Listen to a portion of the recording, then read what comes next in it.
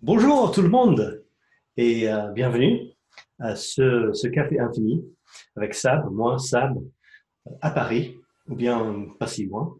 Et c'est peut-être c'est la quatrième fois que je fais ce webinaire. Ça va durer 1 heure à peu près. C'est censé être enregistré. Donc, si vous voulez participer, c'est avec un grand plaisir. Pour discuter les choses profondes, bien sûr, on va faire ça. Pour discuter les choses très personnelles, peut-être pas, parce que je vais mettre ces enregistrements disponibles sur YouTube, Facebook et tout ça, et sur mon site. Donc, qu'est-ce qu'on va faire pendant 7 heures avec moi, ici à Paris ou pas si loin? Alors, je vais partager l'écran, ce que je vais faire plusieurs fois. Et donc, c'est pas ça que je veux vous montrer, c'est plutôt ça. Donc, vous voyez que on va voir à peu près 6 choses. Enfin, il y a 6 ou 7 parties. Après, c'est très, très flexible parce qu'un de mes principes, c'est que je vous propose des sujets et après, on discute. Ou s'il y a personne qui veut discuter, il n'y a aucun souci. Il n'y a jamais un souci. On va juste, c'est moi qui va discuter en tout cas, avec moi-même. Et des questions vraiment, vraiment pertinentes, j'en suis sûr. Donc, on commence avec une semaine sur Terre, c'est-à-dire les choses que j'ai fait ou quelque chose qui est venu à mon esprit pendant ma semaine. Parfois, il y a des choses frappantes, il y a des choses qui m'interpellent, des petites leçons de la vie, vous savez.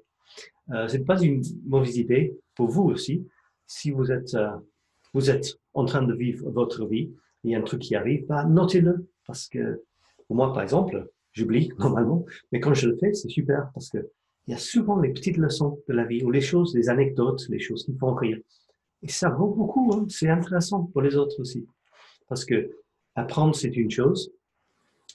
Partager, c'est la deuxième partie, en fait, d'apprendre pour moi. Enfin, il y en a trois. Si vous connaissez ma devise, c'est apprendre, créer et partager. Et en partageant, j'ai des retours. Et ça, avec ça, j'apprends encore et je crée encore. Et c'est une jolie cercle virtueux.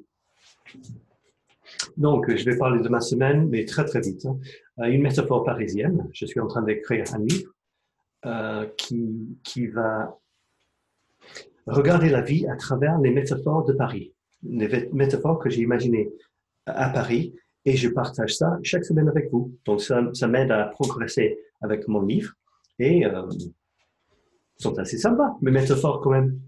La troisième chose, provocateur de pensée, je ne sais pas si c'est le français ou pas, c'est pas grave, hein. Donc, quelque chose qui fait réfléchir. Ça pourrait être un livre que j'ai lu, par exemple. En l'occurrence, c'est un livre.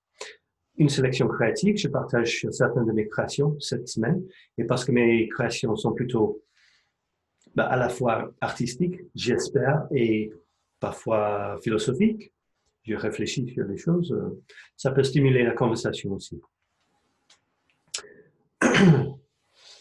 Bizarrerie et curiosité restent à voir, mais j'ai mes idées. J'ai un petit truc que je vais partager avec vous.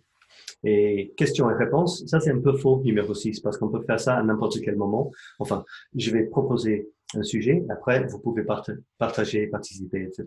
Et parler de vos trucs aussi. Et le septième, c'est l'élément surprise, c'est-à-dire il y a des choses qui vont se passer, je ne peux pas, même pas les imaginer. C'est ça la vie, et c'est ça qui fait la richesse de la vie, en fait. Si je vais sur mon page, là, vous voyez, donc numéro un, rejecting rejection. C'est ça que j'ai appris cette semaine. La métaphore, c'est par rapport aux des portes automatiques qui se ferment ou qui s'ouvrent. Le livre, c'est sur comment obtenir beaucoup plus. Vous allez voir, c'est pas aussi égoïste qu'on pourrait le croire. Les choses que j'ai créées cette semaine, il s'agit de plein de choses, surtout les photos. Et je vais parler de la raison d'être de la vie. Si on a un objectif dans la vie, préordonné, des, des cadenas, le temps et les toilettes. Vous allez voir. Et finalement, une discussion, si on a le temps, Est-ce que les artistes devraient expliquer leur travail, dire ce qu'ils ont fait et pourquoi ils l'ont fait, surtout les choses visuelles? Voilà, on va commencer avec mon truc de la semaine. Rejecting rejection. C'est en anglais, je suis désolé, mais je n'ai pas encore fait en français. Et je ne le ferai pas parce que c'est trop tard. Donc, rejecting rejection. Et excusez-moi pour la lumière, mais ça va être bientôt la nuit, donc je vais devenir de plus en plus sombre. Rejecting rejection. Deux choses, si je peux les appeler à mon esprit, m'ont fait penser à la réjection cette semaine. La première chose, c'était dans un groupe sur Facebook où je suis, et c'est pas mon groupe. Et donc, moi, quand j'arrive, j'ai tendance à faire un peu trop. J'essaie de faire très respectueusement, mais parfois, c'est quand même un peu trop. Je fais tout un peu trop. Donc, au lieu de dire les petits messages comme ça, je fais un grand truc. Parfois, je mets une photo et tout ça. Moi, je veux partager. Je veux contribuer. Je respecte les autres, mais je veux partager aussi. Je veux pas juste ajouter quelque chose. Enfin, je veux pas juste faire un commentaire sur leur truc. J'essaie après ajouter un truc à moi pour stimuler la conversation, justement. Et, et parfois, ça marche. Et très, très souvent, ça marche pas. Alors, j'ai eu une sorte de réjection. J'ai écrit au moins 2 longues réponses dans les commentaires sur ce site que je croyais pertinent, intelligent, amusant, utile, et tout ça, et tout ça.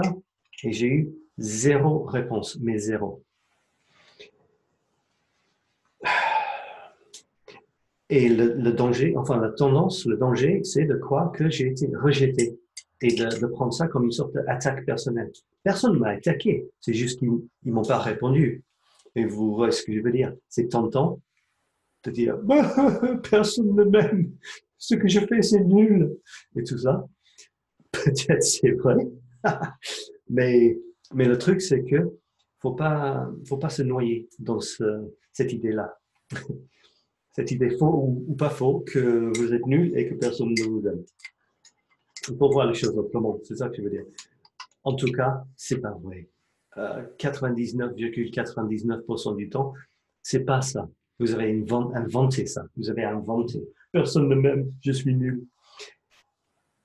Et vous l'avez inventé parce que vous avez eu une petite déception. Donc, j'ai pas eu de réponse.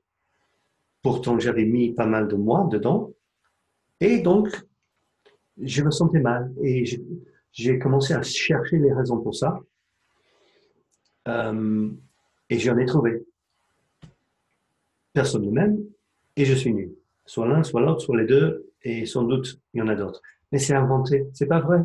Je ne sais pas du tout. Peut-être ils n'ont pas vu mon message, peut-être ils étaient occupés, ils avaient d'autres choses à faire, peut-être ils l'ont apprécié bien, mais ils n'avaient pas le temps, ni l'envie de répondre. Ça va être tout ça, et c'est sans doute tout ça. Donc voilà, j'ai trouvé une façon de philosophiser pour arrêter avec ces réflexions à la con qui sont même pas vraies. Le deuxième truc, c'était plus perso. Et ça faut un petit peu de café avant de vous la... Non, je vais pas dire les choses trop personnelles, mais c'était un événement personnel. Donc, qu'est-ce qui se passait? Eh bien, c'était sur le plan émotionnel. J'avais une déception et j'avais une remontée, mais pas à 100%. Donc, à niveau affectif, j'ai eu une sorte de réjection et j'ai dû avaler ça. Et j'avoue que c'était pas facile. Mais le truc que j'avais appris, que j'avais décidé à faire, c'était d'apprendre à me dire que c'est pas moi, c'est la vie, c'est l'autre, mais que c'est pas forcément une réflexion sur moi. Il y a un millier de raisons pourquoi cette relation, par exemple, avait des problèmes ou ça ne marchait pas parfaitement, comme s'il y avait une relation qui marche parfaitement. Mais c'était dur. Donc c'est là l'admission. Non, j'ai pas une technique. Bon, quelqu'un me dit je déteste, claque mes doigts, je mets ma bouclée invisible qui repousse tous les commentaires négatifs comme perçus par moi. Et ça, c'est important parce que peut-être ils ne sont pas négatifs. Et voilà, je ne ressens plus rien. Non, bien sûr, ça n'existe pas. Si ça existait, si on pourrait faire ça, on pourrait pas ressentir l'amour non plus, ou l'excitation, ou l'enthousiasme, etc. Donc le truc, c'est quoi? En philosophisant, si c'est un mot, euh, spontanément là, c'est que il faut apprécier ces, ces émotions, les accueillir. Ça, c'est un peu un cliché. J'essaie d'éviter les mots trop clichés, mais c'est un peu ça, les accueillir. C'est-à-dire, OK, c'est une émotion comme les autres. Il faut que je ressente ça, sinon je serais pas capable de ressentir les émotions positives non plus. Donc ça fait partie de la vie. C'était pas facile et c'était pas agréable, mais ça m'a aidé un peu quand même. Euh, J'avais pensé à une troisième exemple sur le champ et je l'ai oublié. Voilà. Donc voilà. Donc ça c'était ma semaine. La petite leçon que j'avais appris, c'est on va avoir la réjection, des déceptions, mais c'est pas la fin du monde. Allez, ça fait partie de la vie. J'ai dit à moi-même. Et ça a marché. Et pas mal de temps après, il y avait une petite remontée. Donc, on ne sait jamais ce qui va se passer, mes amis. On ne sait jamais. C'est pour ça que j'ai le troisième truc, c'est donc je vais partager l'écran. C'est pour ça que le troisième, là, c'est le 7 en rose avec toi, point d'interrogation. On ne sait jamais. Alors, numéro 2. Ah, j'avais fait les cartes, regarde. J'essaie d'être un peu plus créatif. Alors, est-ce que c'est dans le bon sens? Oui, une semaine sur Terre, numéro 1. Et c'est en français. Donc, pour les Anglais, dans la prochaine vidéo que j'ai faite dans une demi-heure après ce webinaire, ça va être en français pour eux. Tant pis pour eux. Alors, le deuxième, c'est une métaphore parisienne. Pour mon livre et pour vous, mes amis. Le métaphore.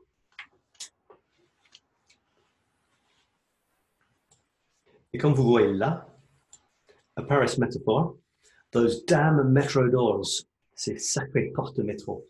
Alors, il s'agit de quoi? Alors, j'ai une photo à partager avec vous qui explique ce que je veux dire. Donc, ça, c'est une photo dans ma série When Lady Eiffel Smiles que j'ai publiée. J'ai un sujet pour un autre webinaire. C'est comment faire des choses petit à petit. Parce que j'ai commencé à écrire des textes sur des photos artistiques de Paris le 1er janvier de cette année et je n'ai pas encore arrêté. Donc, j'ai réussi, mais énormément de personnes, moi y compris, laissent tomber énormément de choses. Par hasard, presque, ou peut-être pas à 100%, j'ai continué à faire ce truc-là. Et c'est pas peu de choses, hein, ça prend du temps. Parce que là, c'est la photo, mais j'avais écrit un texte, regarde. Une version avec le texte. Cette photo, le métaphore, je vais écrire le texte, c'est beaucoup plus facile parce que ça parle de ça.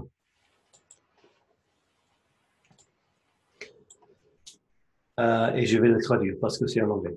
Donc, il y a une certaine sorte de sortie du métro de Paris dans certaines stations où il faut marcher jusqu'à la barrière et les panneaux qui sont transparents comme ça s'ouvrent automatiquement, mais aux dernières secondes. Il faut vraiment approcher comme ça, et juste tu es sur le point de les toucher, boum, ils ouvrent et tu peux continuer à marcher à une vitesse normale et tu passes.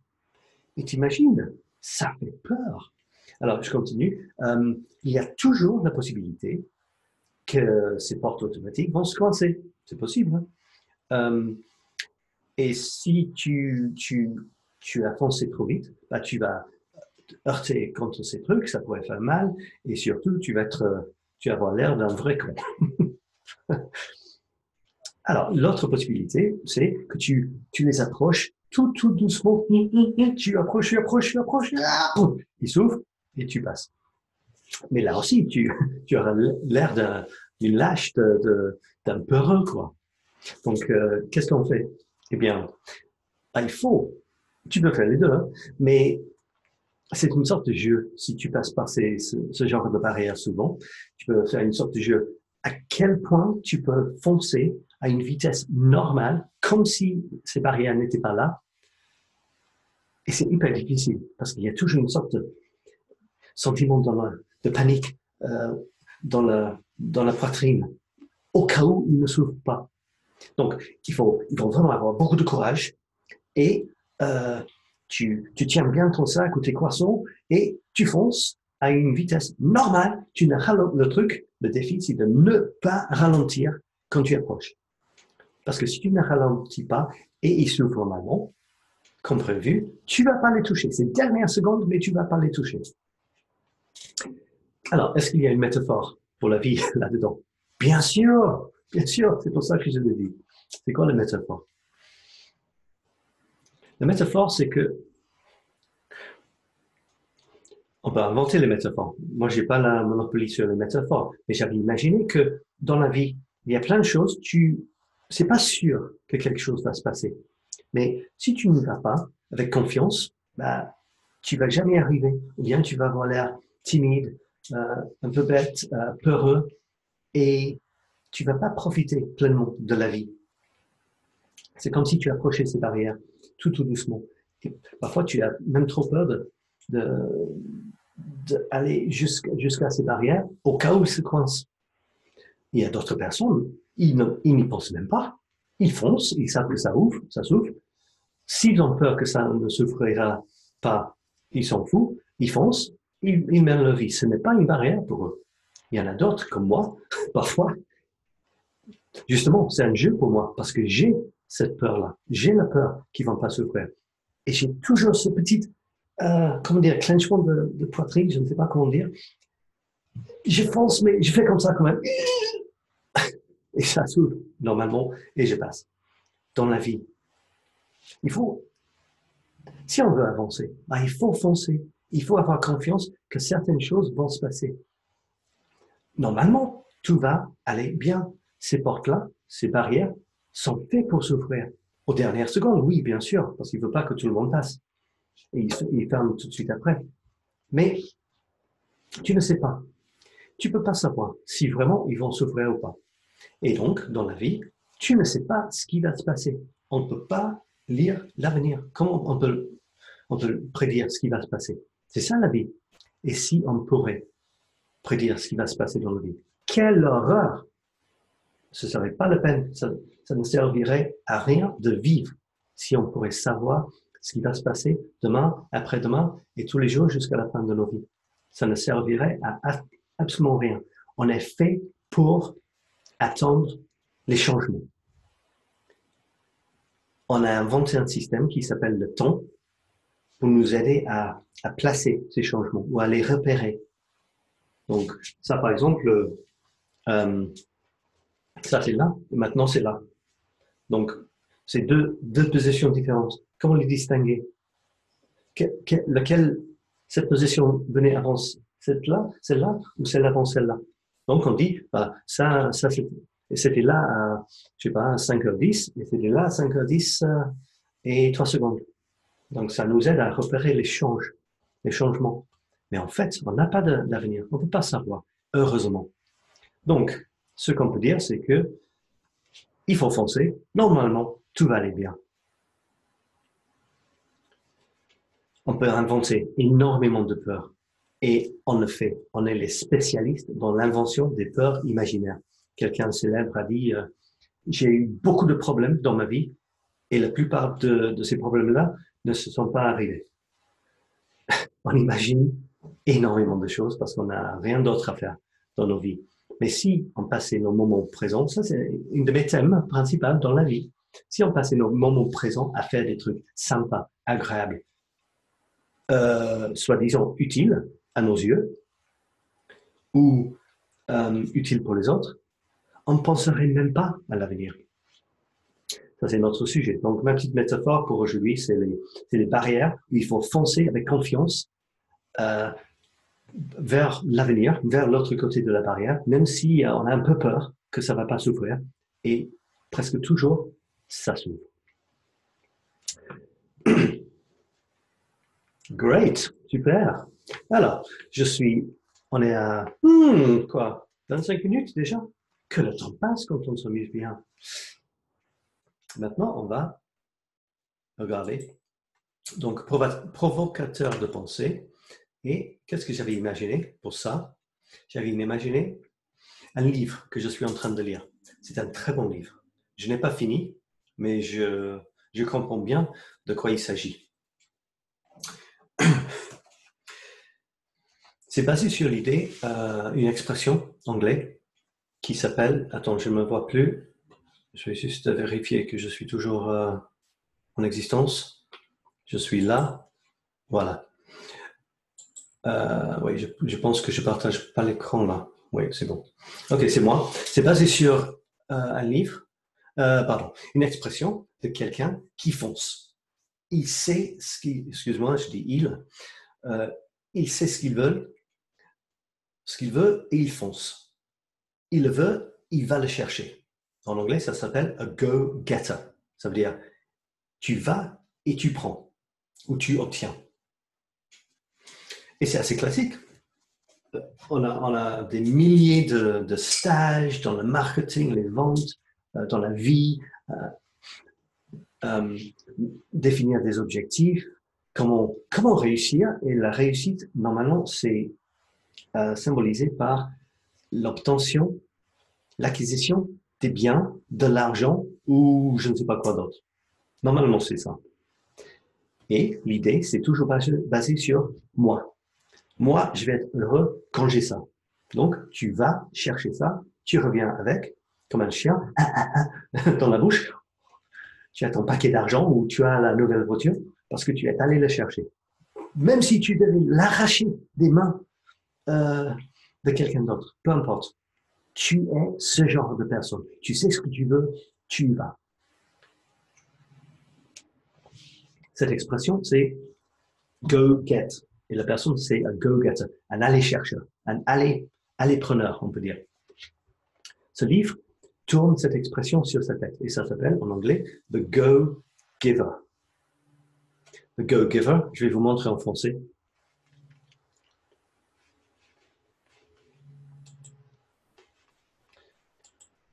Et en français, ça s'appelle Donner sans compter. Donner sans compter. Ok, c'est ce livre-là. Et l'idée, c'est que si tu veux devenir riche, mais attention, tout de suite, on pense riche, on pense l'argent. Mais est-ce qu'on peut être d'accord que l'argent, comme disaient les Beatles, l'argent n'achète pas l'amour. Et on peut dire que l'argent n'achète pas le bonheur. Qu'est-ce qu'on veut dans la vie? On veut le bonheur. Est-ce qu'on peut acheter le bonheur avec l'argent? C'est pas sûr. Est-ce que l'argent en soi nous donne le bonheur? Encore moins sûr. Et donc, quand je dis riche, c'est sans doute pas vraiment l'argent. Il y a autre chose au-delà de l'argent. L'argent, c'est juste symbolique. En tout cas, l'idée de ce livre, c'est dans un contexte business, de l'histoire, en fait, c'est dans un contexte business, mais il applique les leçons à la vie perso aussi. Parce que être riche, c'est être riche dans la vie. C'est pas être riche dans les affaires, mais pauvre à la maison, ou le contraire. Non, non. C'est être riche en soi. Et donc, l'idée, c'est que, devinez ce qui est l'idée, go-giver. Le go-giver, c'est quelqu'un qui allait donner. Au lieu d'aller chercher, aller obtenir, c'est aller donner. Et c'est très sympa. Et c'est vraiment bien. C'est l'idée que il y a énormément de richesses qui existent. En fait, presque un infini de richesses. Mais comment les obtenir? Ben, en donnant. Si tu n'es pas quelqu'un qui donne, comment tu peux recevoir? En fait, c'est classique. Hein? Ça se trouve dans sans doute plein de textes classiques, spirituels, etc., philosophiques même. Donner pour recevoir. Mais parfois, il faut une autre modèle, une autre métaphore. Là, c'est une petite histoire dans le contexte d'un jeune homme qui il doit gagner un contrat, sinon il est foutu. Et il entend parler d'un monsieur qui a eu un énorme succès dans les affaires et qui est très recherché, mais qui est un peu secret. Et donc, il va chercher ce monsieur qui est d'accord pour lui donner des leçons de vie, en fait. 5 leçons, mais la seule condition, c'est qu'il va les appliquer. Et donc, le premier, je vais vous dire tout de suite, très vite, la première leçon, et chaque fois, il va visiter quelqu'un que ce monsieur connaît. Et chaque personne, un jour, lundi à vendredi, lui donne une des 5 leçons. Et ils sont là, vous voyez. C'est les 5 leçons pour une réussite stratosphérique, il dit. Le premier, c'est la loi de valeur. Votre vraie valeur est déterminée par combien de plus tu donnes en valeur que tu prends en paiement. À quel point tu peux excéder ce que tu obtiens avec ce que tu donnes. C'est-à-dire, arrêtez de compter. Non, ça c'est peut-être le deuxième. Ça c'est peut-être le deuxième ou le troisième. Mais ça c'est un des trucs aussi. C'est arrêter de compter. Je crois que c'est peut-être la troisième loi. Il parle de cette idée de gagner-gagner, 50-50. Moi j'ai gagné et toi tu as gagné. Très bien, tout le monde est heureux. Mais le problème avec ça, c'est que c'est comment on comptait. OK, moi j'ai fait ça, donc tu me dois ça.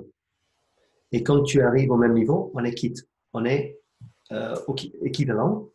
Personne ne doit rien à l'autre. On a tous les deux gagné. A priori, ça semble bien. Mais le problème, c'est que tu es un peu coincé. Tu es toujours en train de compter. Ah, tu as eu ça. Moi, il me faut ça. Sinon, c'est pas 50-50. Et là, un de leurs lois, c'est arrête de compter. Donne, donne, donne. Donne tout ce que tu peux. Donne beaucoup plus qu'ils te demandent. Et pensez plus aux autres qu'à toi. Il ne s'agit pas de toi, il s'agit des autres. Donc, le deuxième, pas la peine de vous montrer, le deuxième, c'est la loi de la compensation. Votre revenu, vos revenus, est déterminé par combien de personnes tu sers et à quel point tu les sers bien. Donc, au lieu de servir une poignée de personnes, essaie de trouver des façons de servir énormément de personnes. Un exemple, c'est que j'essaie de toucher beaucoup de personnes avec ces webinaires au lieu de peut-être une personne que je pourrais trouver qui était dispo parmi mes amis. J'ai la possibilité de toucher, de partager ces idées avec un nombre illimité. Et après, ça veut dire qu'il y a un potentiel illimité qui va revenir à moi. Mais je ne le fais pas dans cet esprit. Je le fais dans l'esprit de donner sans attendre que je reçoive. Et la loi dit, quand même, tu vas recevoir beaucoup plus que si tu gardais tous tes trucs pour toi. Alors, le troisième, c'est la loi de l'influence.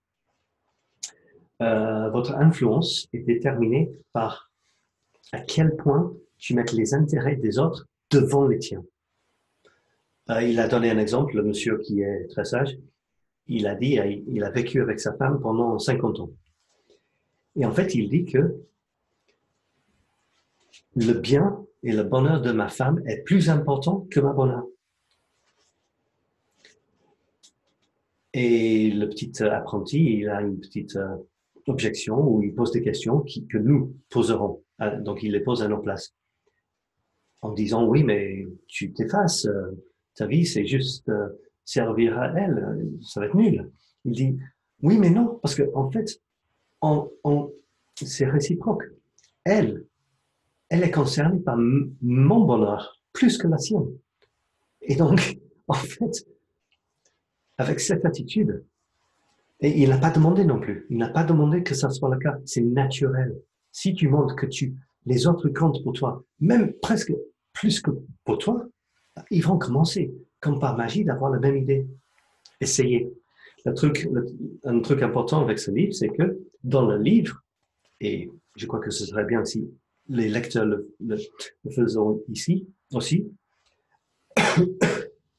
c'est qu'il doit mettre en place, avant la prochaine leçon, il doit mettre en place avec une petite action la leçon qu'il vient d'apprendre. Sinon, le contrat est terminé. C'est très sympa. Alors, ce que je ne connais pas, le quatrième et le troisième, the law of authenticity, donc la loi de l'authenticité, le cadeau, le bien, avec le plus de valeur que vous avez à donner, c'est vous-même. Il y a beaucoup d'exemples, c'est vrai. Quand le produit, c'est pareil. On ne peut pas vraiment distinguer. Pourquoi on choisit A au lieu de B? Et normalement, c'est parce que quelque chose entre nous et la personne ou la société ou notre expérience avec eux, sur le plan humain, nous a frappé. C'est toujours sur le plan humain. Et on peut aller assez loin, aussi loin que dire qu'on n'achète pas le produit, on achète la personne en quelque sorte. Et le cinquième, c'est le roi de réceptivité. La clé pour donner bien et efficacement est de rester ouvert à recevoir. J'ai pas encore lu, j'ai rien à dire sur ça, on verra. Très bon livre en anglais, The Go Giver en français, Donner sans compter. J'aurais peut-être dû changer l'écran. Trop tard. Voilà, c'est moi, et vous voyez, la lumière commence à descendre et on va être tout intime comme ça. Si je faisais comme ça va être mieux comme ça? Je ne sais pas. Mais ça va. Ah, voilà. Allez. Vous voyez même la trappe. Ok, on est où là? Donc, c'est juste moi pour l'instant. Donc, je vais parler avec moi-même en attendant que les gens découvrent ce merveille. Ça, c'est peut-être une autre chose à discuter. Qu'est-ce qu'on fait quand on a l'impression, ah oui, c'est dans le livre, on a l'impression que ça compte pas, que ce que je fais, ça ne sert à rien, j'ai l'air bête, c'est dans le livre, je me rappelle. Et tu le fais quand même. Donc, je pourrais avoir l'air bête. Ou même avoir une sorte de petite humiliation si pour l'instant, personne ne regarde en live. Ou bien, il ne regarde pas après. Mais c'est dangereux parce que si tu es comme ça, tu commences déjà au début, tu commences avec personne, bien sûr, et tu fais quelque chose et je suppose que tu dois croire en cette chose et petit à petit, tu vas commencer à attirer des gens. Tu attires des gens en faisant des choses sympas, généreuses et ça va revenir. Donc, c'est vrai que j'attends d'avoir beaucoup de gens live avec moi, mais j'aime bien parler de tous ces trucs-là et j'espère que ça va se voir. Et bientôt, je vais commencer à avoir des interactions. En tout cas, j'ai toujours plein de choses à dire. Alors, qu'est-ce que j'allais dire? Oui, j'allais vous montrer. Maintenant, on est ma sélection créative. Alors, qu'est-ce que j'ai fait créativement cette semaine? Plein de choses, bien sûr.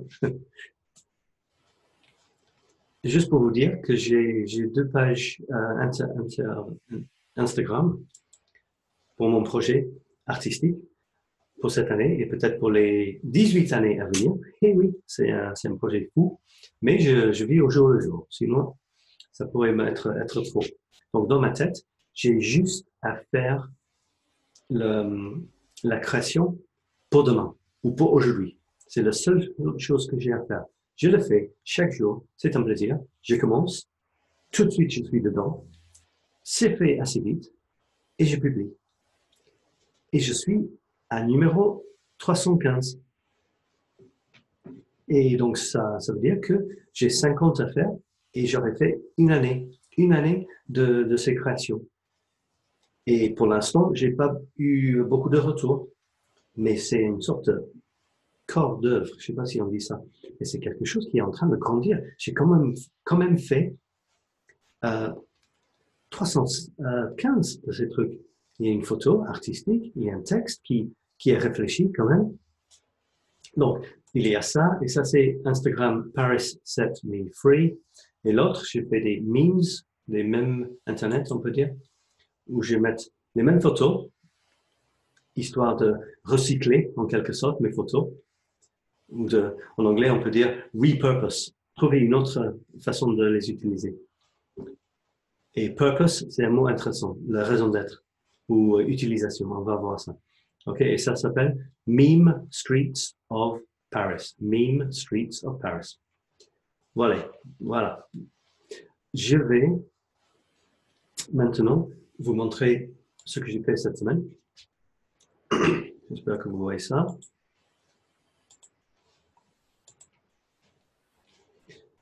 Et j'ai fait, comme d'habitude, plein de choses. Ça c'est quelqu'un, je voudrais bien me débarrasser de cette... comment je peux faire ça? J'essaie de enlever le bar. Il ne veut pas. Pas grave. Ça, c'est une statue qu'on trouve, c'est en or en fait, c'est doré. Bon, c'est un peu sale maintenant, et après j'ai traité la photo, parce que j'aime bien faire ça. J'ai traité beaucoup la photo. Et c'est un statut de Thomas Paine. Thomas Paine. Et c'était, je crois qu'il était une sorte de philosophe, homme politique, et même une révolutionnaire.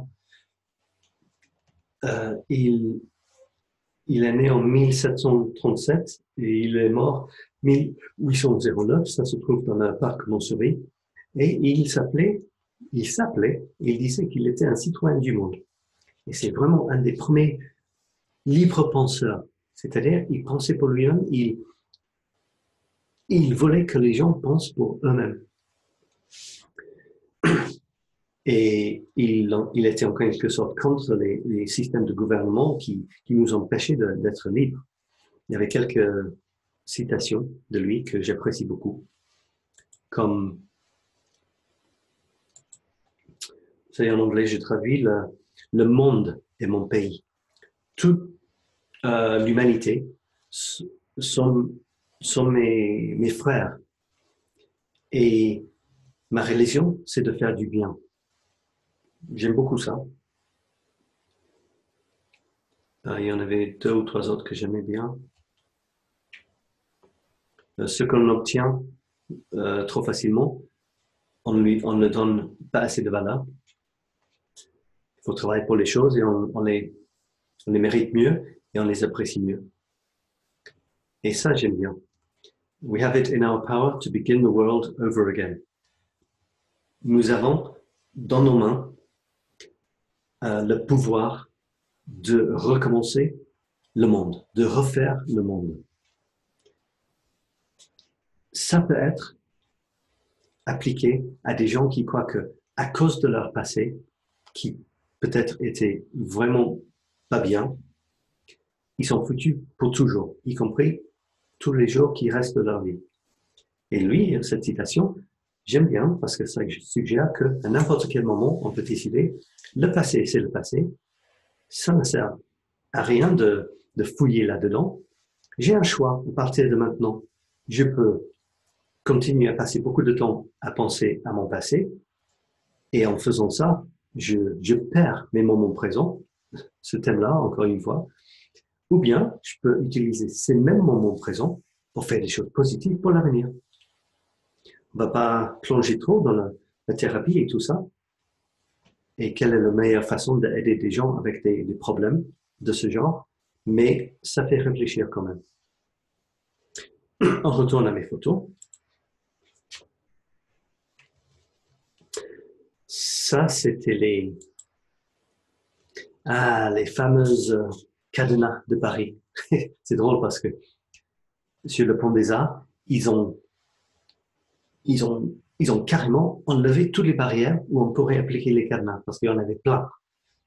Et ça commençait à être complètement détruit et il y avait même les trous où les gens pouvaient tomber. Et ils ont dit, non, on va tout remplacer avec le plastique. Perspex, on dit. Et donc, tu peux plus mettre des cadenas. Oui, mais les gens sont pas bêtes. Il y a plein d'autres ponts à Paris où tu peux mettre les cadenas. Dont ce pont-là et plein d'autres. Et mes jours où je peux me promener à Paris et prendre des jolies photos des cadenas de Paris sur les ponts sont loin d'être finis. Ça, c'était un truc curieux. C'est assez courant. C'est les magasins qui décident de décorer leur euh, façade avec des trucs vraiment bizarres. Là, c'est un monstre. Et ils ont fait en sorte que ça touche la fenêtre et à l'intérieur de la fenêtre, ça continue. Donc, c'est comme un monstre horrible avec les tentacules sort du magasin. Assez sympa. Et le vert clair sur la façade noire, c'est assez frappant. Je me rappelle d'une banque, il y a beaucoup d'années, ils ont fait un truc pareil. Ils ont tourné leur agence en une sorte de la porte. C'était comme si on entrait dans la porte de l'enfer, avec un monstre. La bouche d'un monstre, c'était la porte. Ça, c'est mon fils. Regarde. C'est mon fils dans une jolie photo sur un truc qui le passionne. C'est la petite ceinture. L'ancien chemin de fer qui faisait le tour de Paris. Intramuros.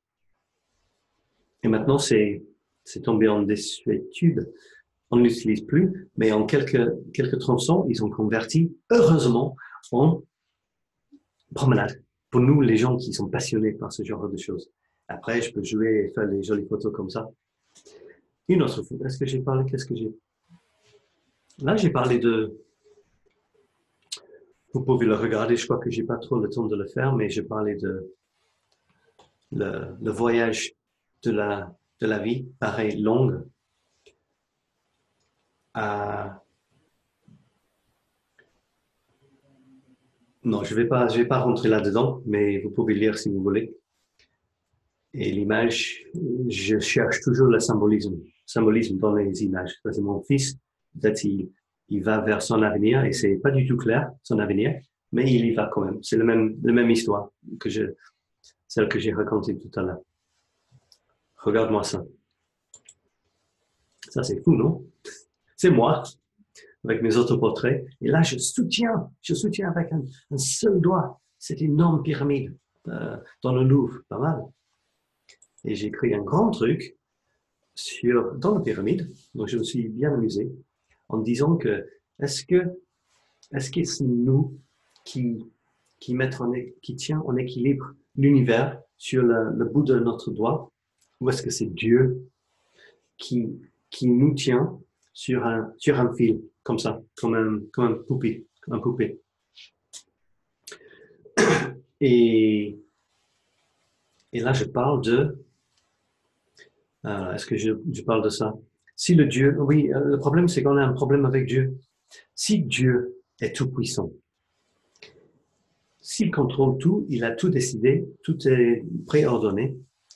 Le problème, c'est que s'il est tout-puissant, eh bien, tout est déterminé et ou bien il est en arrière-plan, derrière les rideaux, en train de contrôler nos décisions. Si on croit qu'on peut prendre des décisions indépendantes, libre arbitre, je crois qu'on dit, et peut-être il est derrière le rideau quand même, en influençant nos décisions. D'accord. Et donc là, si c'est le cas, où est le libre arbitre? Comment on peut choisir librement? Peut-être on ne peut pas. Est-ce qu'on l'a ou est-ce qu'on n'a pas le libre arbitre? Si on n'a pas, eh ben, à quoi ça sert de mettre les objectifs ou les buts, d'avoir les projets? Tout a été ordonné. On pourrait tout bien, tout simplement faire rien du tout et voir ce qui se passe. Parce que on va avoir tous les objectifs qu'on veut, mais si tout est préordonné, ça ne sert à rien. Mais sinon, si on a le libre arbitre, si on peut faire des décisions indépendantes à quoi que ce soit, eh bien, ça veut dire que Dieu, il n'est pas si tout puissant que ça. Et peut-être un peu faux. Peut-être il nous a donné le libre arbitre. Ça, c'est mes pensées que j'ai réfléchi là. Il a donné le libre arbitre pour s'amuser, pour voir les conneries qu'on fait avec la vie, avec le monde. Donc, on peut dire, si c'est le cas, qu'il a au moins un sens du mot. Mais moi, je crois que c'est pas comme ça que ça marche. Je crois que notre plus grande erreur ou façon de voir les choses vraiment tordues, c'est d'imaginer qu'on peut même imaginer, concevoir de ce que c'est Dieu. Ça, c'est notre problème. Parce que ce qu'on a imaginé jusque-là, pour pas mal de personnes, il ressemble vraiment à un être humain, avec toutes les complexes, les jalousies, la furie et tout ça, fureur. Et c'est terriblement humain tout ça. Et donc je crois que on n'a pas trop compris les choses si on imagine que Dieu c'est exactement comme nous. On l'appelle il par exemple. Mais, ok, c'est pas encore assez long je crois. Je crois que Dieu ou ce qu'il y a qui est plus fort que nous, ça n'a rien à voir avec nous. Ou bien on l'est, ça fait partie de nous. Tout ça inspiré par une pyramide à l'envers. Il faut aller vite hein, parce que j'ai presque fini. Ça, c'est une photo. Où est-ce que c'est? C'est devant le musée d'Orsay. Et j'ai imaginé un texte sur les mérites de ne rien faire. C'est un texte sur à quel point c'est sympa de s'asseoir et de laisser notre cerveau tranquille pour une fois. Merde. C'était parce que dans la photo, il y avait 2 personnes au fond, assis, peut-être attendant que le musée s'ouvre, et il y avait ces 6 dames assises aussi. Donc ça m'a inspiré ça. Ça, c'est très sympa comme image. Un peu de street art à Paris, l'art de la rue. Et qu'est-ce que ça m'a inspiré? J'ai oublié, vous voyez, je crée chaque jour, mais je passe pas tout mon temps à réfléchir sur ce que j'ai créé hier. C'est fini hier. Bon, là, je parle de ça, mais je parle de ça vraiment dans le présent. Je suis vraiment avec vous là. Ok, ça fait partie de ce que j'ai fait, ce que je suis maintenant. Mais je ne suis pas en train de faire comme ça. Oh, ce jour-là, quand j'ai créé ça, qu'est-ce que c'était bien. Qu'est-ce que j'étais créatif ce jour-là. Ah non, pas du tout. Mais c'est quand même simple de regarder ce que j'ai fait. Et je vous encourage, bien sûr, de faire des trucs pareils. On crée un truc, un tout petit truc chaque jour, vous allez être hyper surpris à quelle vitesse ça s'accumule. 315 de ces trucs. N'oublie pas. Alors, qu'est-ce que j'ai écrit là? Ah oui, non, je ne vais pas parler de ça. C'est une idée que j'ai eue. En créant, toujours, je commence un truc, ça me donne des idées. Cette image, par exemple, c'est une image d'une cabine pour les toilettes et ça s'ouvre 24 sur 24 maintenant. Ça m'a inspiré une idée. En plus, bien sûr, la photo, le monsieur avec tous les sacs, on dirait SDF. Et il y a beaucoup d'années, je n'étais pas SDF, mais j'avais beaucoup de problèmes et j'ai passé beaucoup de nuits à marcher dans Paris, un peu perdu, un peu dans tous les sens, et je cherchais ces cabines pour faire pipi, ou plus si affinité, désespérément parfois. Et ils fermaient la nuit, et maintenant ils sont ouverts. Voilà, donc ça m'a inspiré une petite réminiscence de ma jeunesse perdue. Et je vais finir peut-être, je crois que ça va être bientôt l'heure, j'ai peut-être 5 ou 10 minutes max pour finir. Et ce que je vais faire, alors oui, donc c'est bien, parce que le 5e, la discussion s'est basée sur une de mes photos. Donc il y a le lien là. Et la photo, c'est ça. Vous voyez la photo là. Et c'est sur le sujet de purpose. Cette semaine aussi, j'étais frappé par l'idée de pourquoi on est là. Et je vais vous dire pourquoi. Mais je vais expliquer la photo d'abord. Et la photo, c'est ça. Jolie photo d'une fleur. Je crois que c'est une fleur. Peut-être les pétales sont disparus. Mais je crois que c'est une fleur. Très jolie. Et de cet angle-là, c'est un cœur rose. C'est formidable. Et ça, j'ai pris près de chez moi. Et j'ai commencé à penser sur l'idée en anglais, on dit purpose. Purpose, c'est pas un objectif. C'est la raison pourquoi tu es là. Et pourquoi ça m'a fait réfléchir? Ça m'a fait réfléchir parce que même récemment, j'ai payé pas mal d'argent pour faire un stage en ligne. Et c'est pas le premier où j'étais incité de chercher la raison pourquoi j'étais là. En anglais, my purpose. Je devais chercher my purpose, mon raison d'être. C'est pas chercher un objectif. C'est chercher quelque chose il donne l'impression qu'il y a quelque chose en dehors de moi, de toi, et si seulement tu peux le trouver, cette raison d'être, cette raison pourquoi tu es là, sur la terre, et si seulement tu peux le trouver, là, tu vas être heureux. Et pour moi, c'est un peu comme l'idée de chercher ton âme sœur. C'est l'idée qu'il y a quelqu'un, quelque part, dans le monde. Elle est là. Pour moi, je vais dire elle. Elle est là, quelque part. Avec elle, tout va aller bien. On est fait l'un pour l'autre. On ne va pas se disputer. Ça va être les oiseaux vont chanter, il y a la musique, tout va sentir bien, on va beaucoup de choses à manger.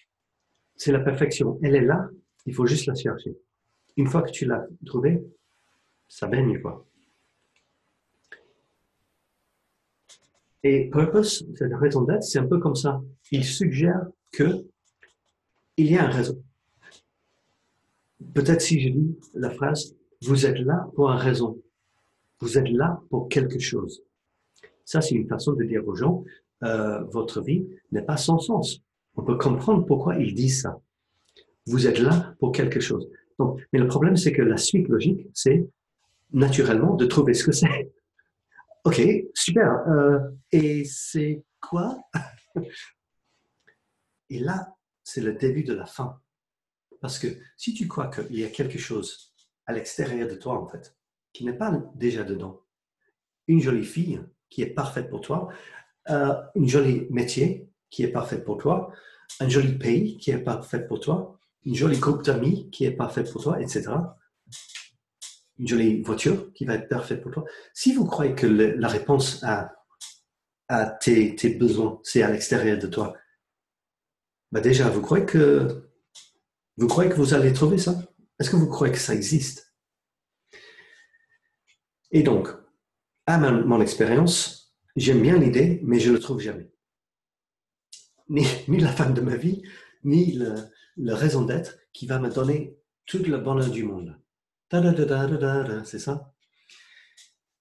Et donc, j'ai fait un 180, comme on dit en anglais. Et j'ai arrêté de croire, pour l'instant, dans l'idée qu'il y a quelque chose que je suis ici à faire. La fleur, je vais retenir la fleur et je vais vous montrer ce que j'ai écrit en gros. Quelle est la raison pour cette fleur? C'est-à-dire, pourquoi cette fleur existe? Est-ce que c'est pour... réfléchissez un peu d'abord. Pourquoi elle existe? Je continue. Est-ce qu'elle est là pour me faire sourire? Est-ce qu'elle est là pour attirer les insectes? Est-ce qu'elle est là pour inspirer et décorer ce texte? Et je finis pour dire que je ne vais pas répondre à cette question. Et en anglais, je fais un jeu de mots et je le fais on purpose. Je le fais exprès, pour une raison précise. On est un peu comme cette fleur, je crois. Moi, je n'aime plus l'idée qu'il y a une seule chose que je suis ici à faire.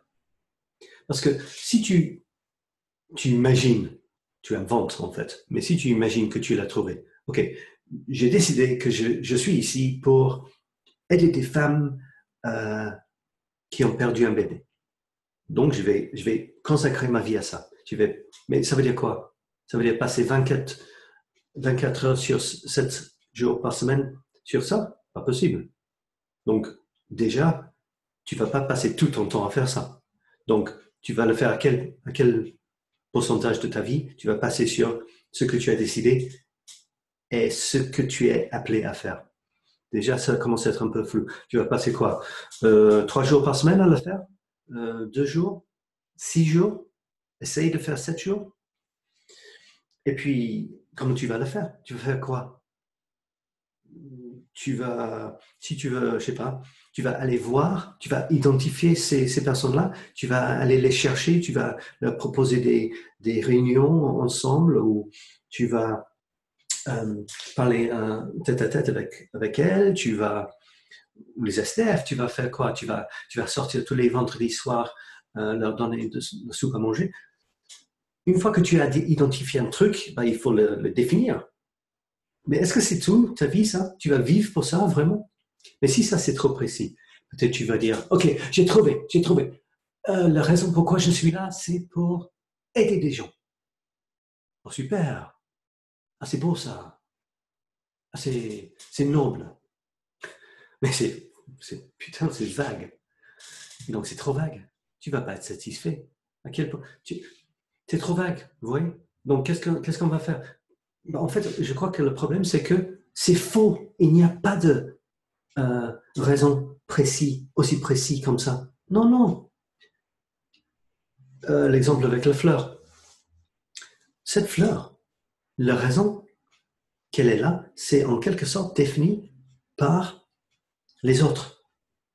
Moi, si on fait pousser cette fleur pour vendre aux gens pour le 14 février, le jour de Valentin, Saint-Valentin, eh bien, on peut dire que pour moi, la raison d'être pour cette fleur, c'est pour donner à quelqu'un que j'aime ou pour m'aider à montrer que j'aime quelqu'un. Moi, je m'en fous pour la pollination et tout ça. Mais si la fleur est faite pour planter à côté des abeilles par quelqu'un qui vend le miel, eh bien, cette fleur-là, pour lui ou elle, c'est de servir les abeilles. Pour moi, ça m'a fait sourire. Donc, ça, c'était pas mal. Ça, c'est un. Deuxième chose, ça a joliment décoré mon texte. Pour moi, c'est la raison d'être pour cette fleur-là. OK. Je suis où? Ah, je viens de voir que je ne vous montrais pas la photo. Aïe, aïe, aïe. Je suis désolé. Je crois que vous me regardez tout ce temps-là et vous ne voyez pas ce que j'ai parlé. Ça arrive, en tout cas. En tout cas, ça arrive. Donc, ça, c'est la fleur. Ça, c'était le souris. Ça, c'était la pyramide. Avec moi qui soutient le monde. Ça, c'était le magasin. Et ça, c'était mon fils qui marchait. Et si vous voulez voir les photos en même temps que m'entendre parler de tout ça, si ça n'a pas marché, vous pouvez le faire sur la page pour mes images que je vous ai montré tout à l'heure. La page Paris Set Me Free sur Instagram, Paris Set Me Free. Donc, moi, j'ai changé ma définition de la raison d'être des choses. Et je vais finir très très bientôt. On a presque à l'heure là. Et je dois faire l'autre. Et donc, j'espère que vous voyez là. Et je vais essayer de lire le texte. Alors, j'ai dit, est-ce que vous lisez ces mots exprès ou est-ce que vous les avez trouvés juste comme ça? J'ai réfléchi beaucoup sur la raison d'être des choses récemment.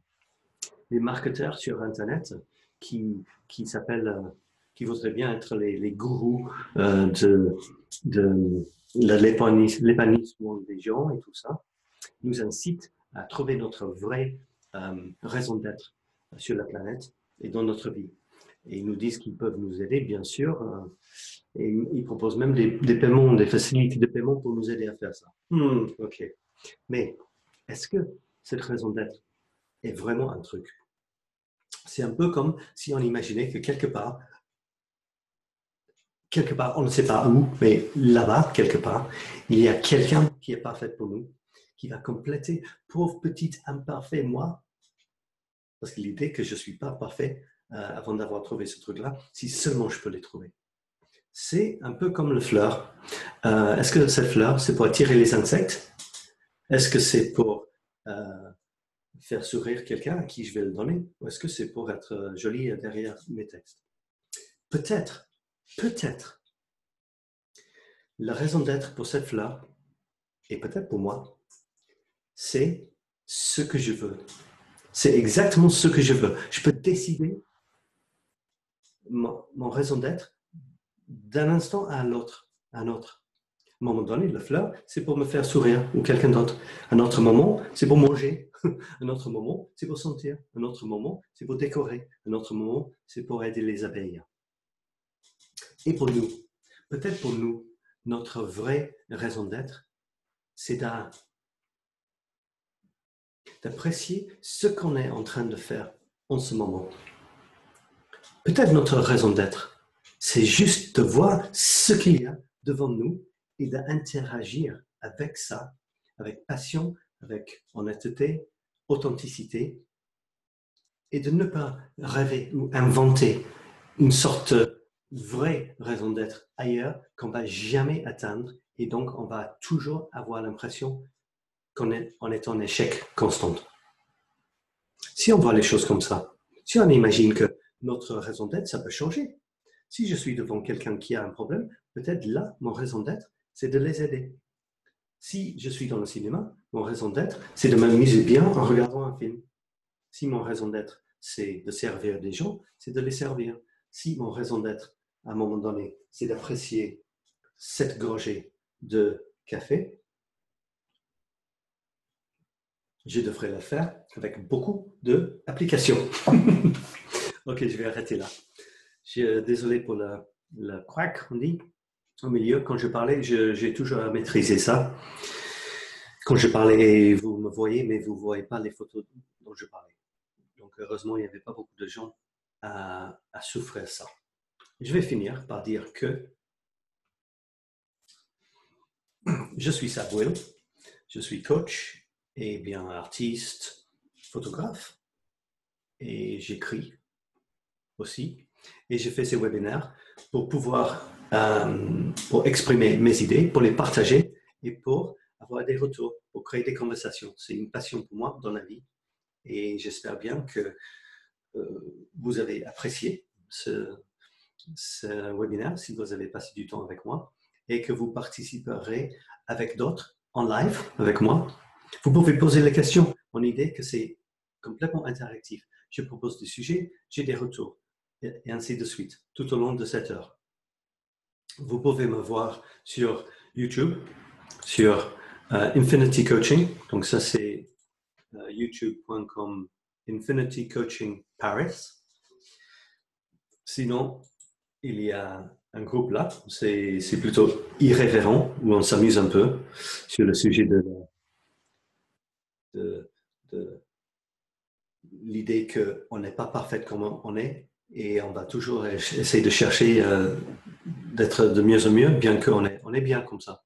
À mon avis, on est bien. Il faut juste se rendre compte et voir comment l'apprécier. Et mon site, bien sûr, c'est infinitycoaching.biz. Et ça ressemble à ça. Et après, je m'en vais. C'est promis. Voilà. Infinity Coaching. OK. Et ça ressemble. Est-ce que ça va apparaître? Donc, c'était un plaisir d'être avec vous. Et n'hésitez pas à revenir la semaine prochaine. Vous allez voir les dates. Donc, ça, c'est la page de mon site. Vous pouvez cliquer sur un webinaire, là. Parfois, c'est difficile à voir. Et vous voyez les webinaires. Infinity Café, Café Infini, ça c'est en français. Si vous cliquez là, vous allez être emmené à la page où vous avez les liens directs. Les liens directs vers les vidéos, vers les webinaires comme celui-ci, et les liens vers les webinaires qui existent, que j'ai fait avant. D'accord? Tout va être là. C'est tout pour aujourd'hui. Merci beaucoup et à bientôt. Bye bye pour maintenant. Je ferme là et je ferme là. Bye bye for now. Ciao.